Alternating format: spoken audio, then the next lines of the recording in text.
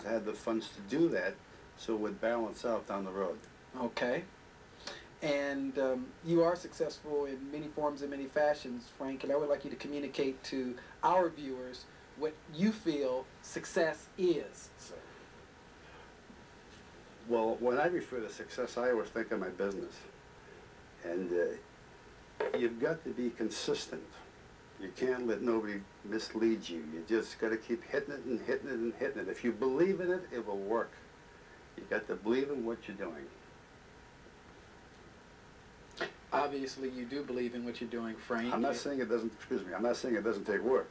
Okay.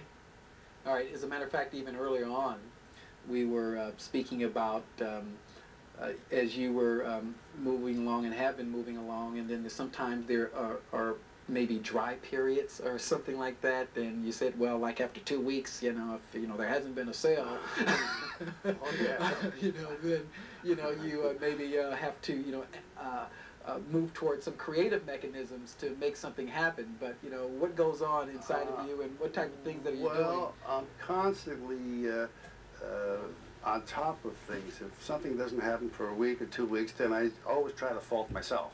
Okay. Because that's the only way you can stay on top of things. Make sure there's nothing that I did wrong, even though you can say, well, it's slow, it's this, it's that. You can find an excuse for every day of the week. That doesn't work with me. If something doesn't happen, you got to try to make it happen. Okay, so therefore there's personal responsibility. Without a question. Without a question. I just stay continuously on top of it. Okay.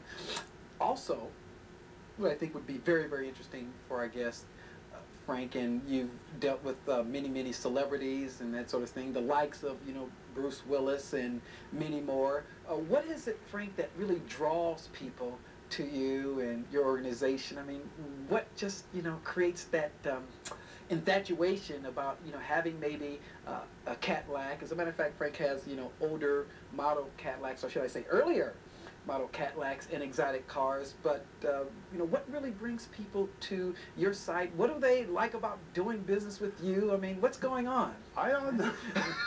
I'd like to think it's my personality, but it's not. All right. But no, I have a lot of unusual cars, and I've been around for years, and I really think that they know and they can sense that I'll give them their money's worth. I'll give them their value. Really? And okay. I take pride in what I do. I take pride in what I sell. It's got to be right. It's got to be as I represent it.